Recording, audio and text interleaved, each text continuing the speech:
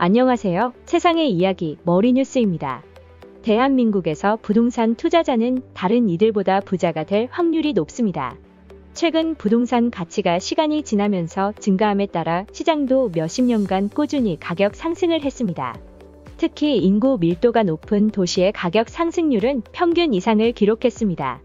하지만 모든 투자가 그러하듯 불안정할 수 있는 시기가 있으며 바로 현재 우리나라 부동산 투자자와 예비 투자자는 재산 관리와 투자 등을 신중하게 고려해야 하는 시기입니다.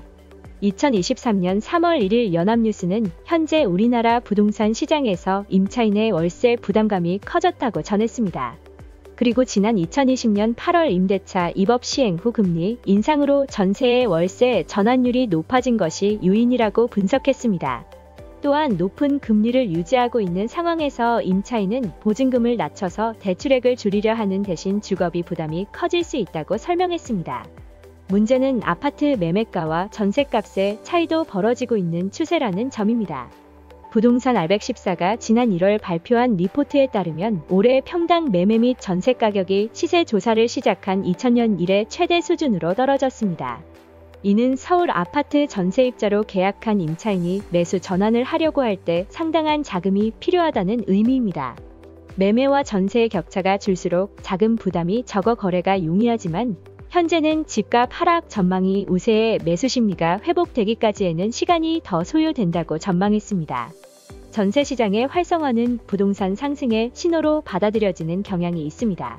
부동산 가격이 높아지면 매입보다 전세 시장이 이자 등의 부담이 적어 구매자에게 유리합니다. 냉각화된 부동산 시장의 정부는 대출 규제 등을 조금씩 풀고는 있지만 점점 식어가고 있는 열기를 다시 되살릴 수 있을지는 의문이 드는 것이 사실입니다. 불황으로 향해 가고 있는 경제 상황에서 임대인은 높은 월세 인상으로 수익을 유지할 수 있어 부동산 소유자와 소유하고 있지 않은 사람들의 부의 격차가 커지고 있는 것으로 볼 수 있습니다. 마지막으로 투자는 선택입니다. 투자를 하는 이유는 화폐 가치 하락에 따른 인플레이션 방어 또는 수익을 추구하거나 금융 상황을 안정시키기 위한 것일 수도 있습니다. 또는 현재 부동산 가격이 내려가는 시기에는 현금을 보유한 사람들이 상대적으로 안정적인 수익을 기대할 수 있습니다.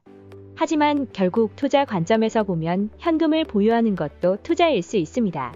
만약 투자에 관심이 있으시다면 신중한 검토와 전략을 수립한 뒤 움직이시길 바랍니다.